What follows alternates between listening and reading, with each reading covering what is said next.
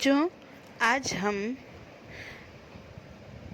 भारतीय गायिकाओं में बेजोड़ लता मंगेशकर पाठ का दूसरा वीडियो आपके समक्ष प्रस्तुत कर रहे हैं। पहले वीडियो में हमने प्रारंभिक 3 पेज का एक्सप्लेनेशन आप सभी के समक्ष प्रस्तुत किया था। आगे के अंश को हम आज पढ़ते हैं।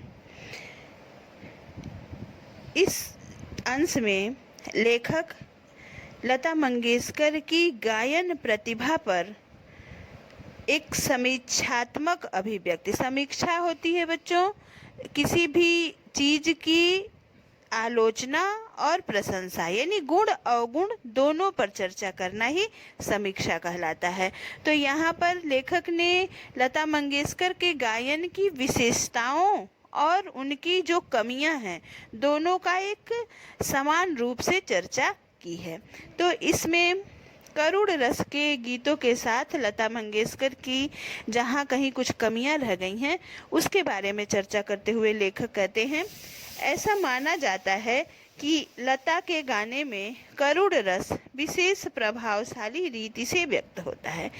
लेखक के कहने का तात्पर्य यह है कि लता मंगेशकर अपने करुण रस वाले गीतों में बहुत ही प्रभावशाली ढंग से वो अपनी प्रतिभा व्यक्त की हैं, परंतु लेखक इस बात से सहमत नहीं हैं।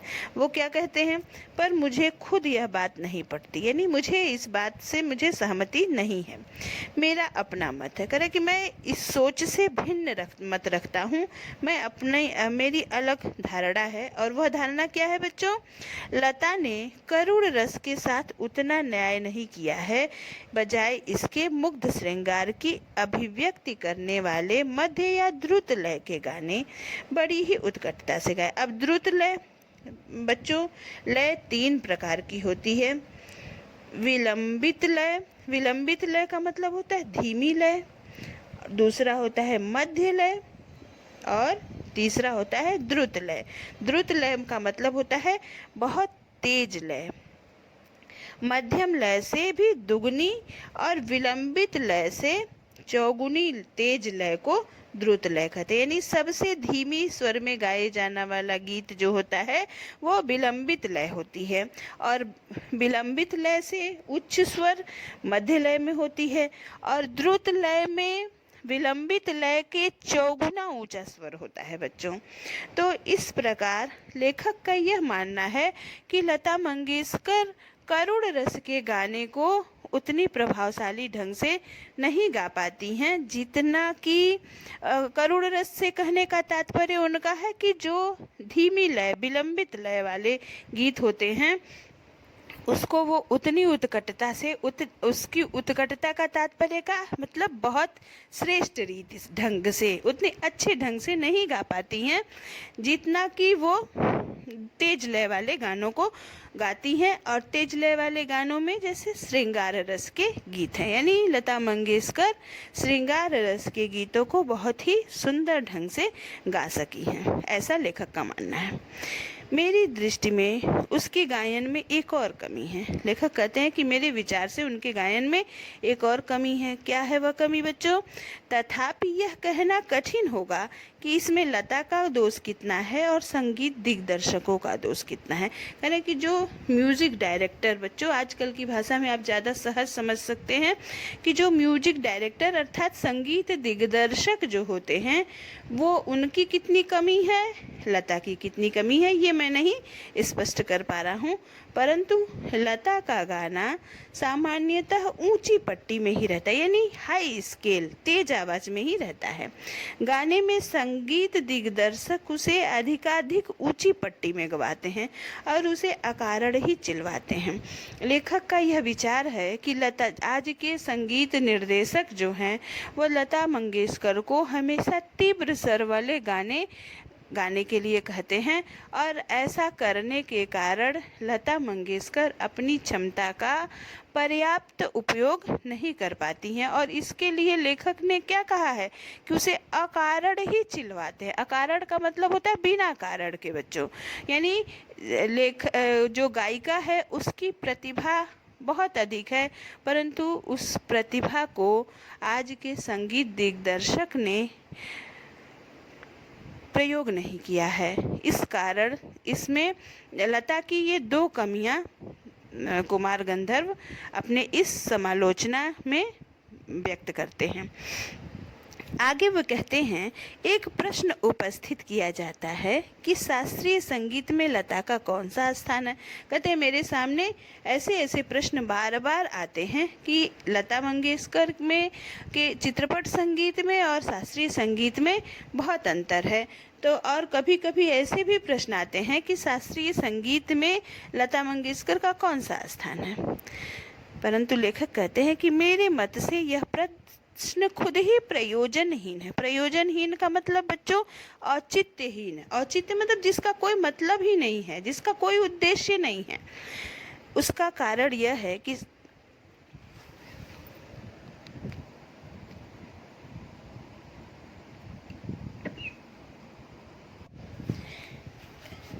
कुमार गंधर्व यह कहना चाहते हैं कि शास्त्रीय संगीत और चित्रपट संगीत की तुलना हो ही नहीं सकती।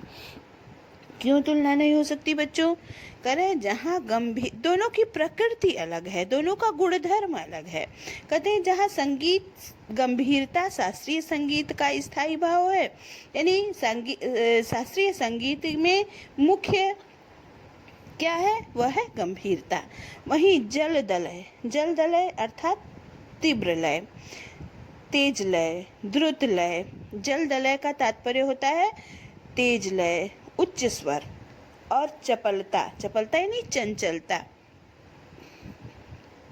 चित्रपट संगीत का मुख्य गुण धर्म यानी फिल्म संगीत का मुख्य गुण है चंचलता, तीव्र लय आदि।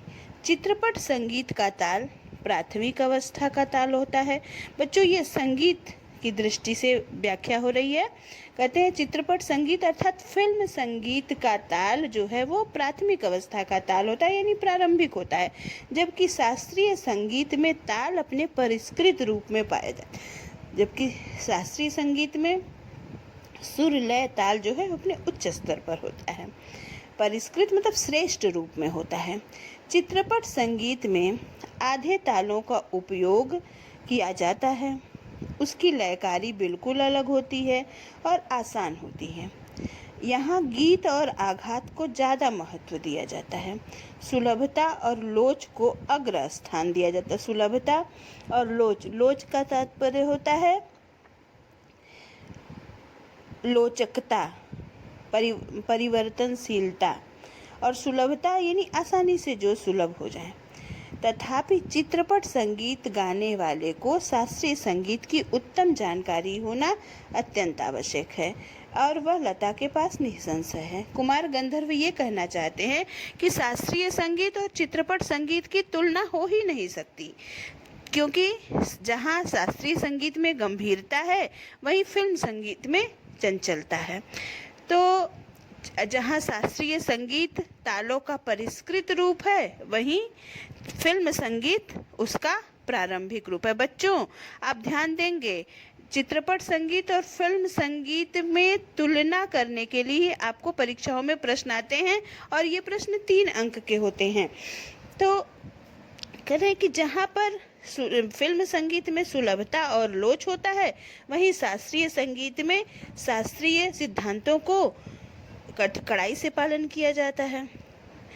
तो इस प्रकार कहते हैं कि जो फिल्म संगीत का गायक होता है उसे शास्त्रीय संगीत की जानकारी होना अत्यंत आवश्यक है और लेखक इस दृष्टिकोण से लता का मूल्यांकन करते हुए कहते हैं कि लता के पास निस्संदेह ही वह जानकारियां हैं।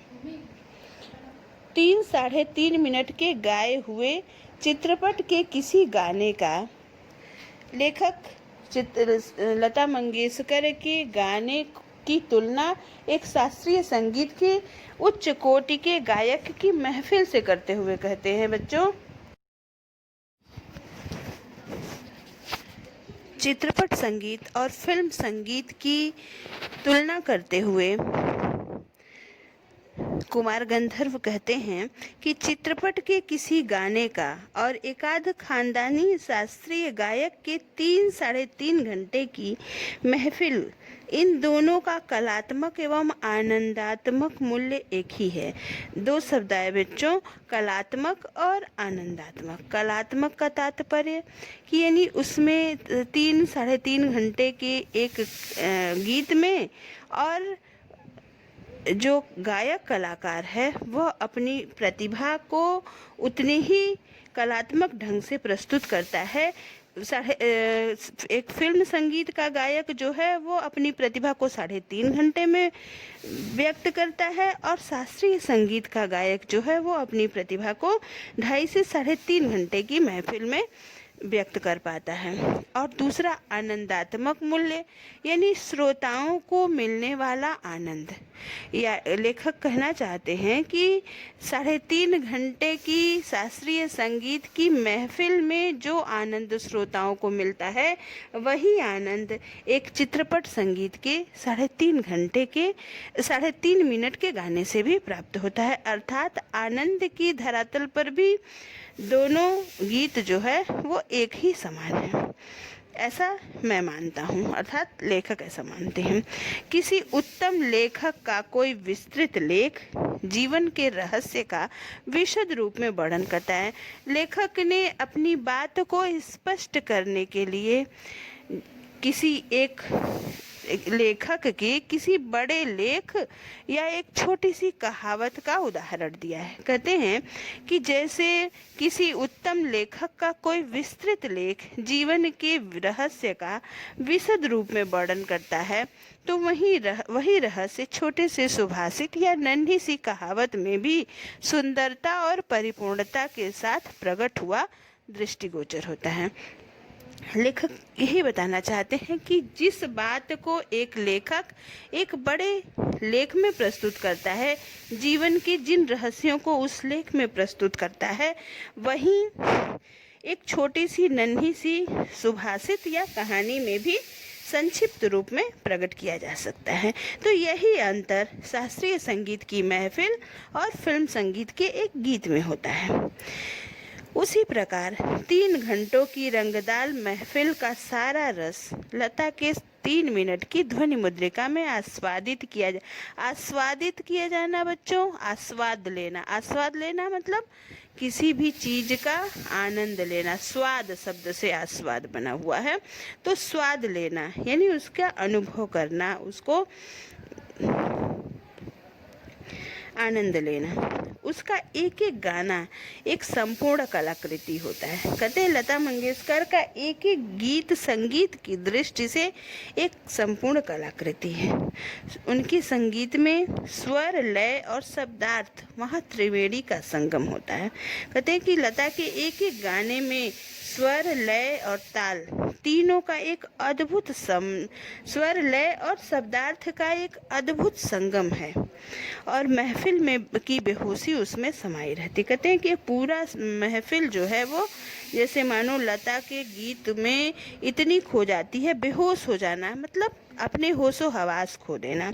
तो जब लता का गीत कोई श्रोता सुन करके आनंदित होता है तो उसे अपनी सुध बुध नहीं रहती है, वो बेहोश जैसा हो जाता है। वैसे देखा जाए तो शास्त्रीय संगीत क्या और चित्रपट संगीत क्या, अंत में रसिक को आनंद देने का सामर्थ्य किस गाने में कितना है, इस पर उसका बहुत महत्व ठहरता है। कह रहे हैं कि चाहे वो शास्त्रीय संगीत हो चाहे फिल्म संगीत हो, श्रोताओं को जो आनंद दे सके वही श्रेष्ठ संगीत है। मैं तो कहूँगा कि शास्त्रीय संगीत भी रंजक न हो तो बिल्कुल ही नीरस हो जाता है। करें कि यदि शास्त्रीय संगीत में आनंद न हो, लोगों को मनोरंजन करने की क्षमता न हो, तो वो भी नीरस हो जाता है, अनाकर्षक प्रतीत होता है, उसमें कोई आकर्षण ही नहीं रहता है और उसमें कुछ कमी सी प्रतीत होती है। गाने में जो गानपन प्राप्त होता है वह केवल शास्त्रीय बैठक के पक्केपन की वजह से, ताल सुर के निर्दोष ज्ञान के कारण नहीं। गाने की सारी मिठास, सारी ताकत उसकी रंजकता पर मुख्यतः करें। किसी भी गीत का सबसे बड़ा महत्वपूर्ण अंश होता है लोगों को मनोरंजन करने की क्षमता। कहते हैं कि अवलंबित होता है, अवलंबित मतलब आश्रित होता है, निर्भर होता है। तो इस प्रकार कुमार गंधर्व कहते हैं कि किसी भी गाने की सार्थकता तभी है कि वह पाठकों या श्रोताओं का कितना मनोरंजन कर पाती है।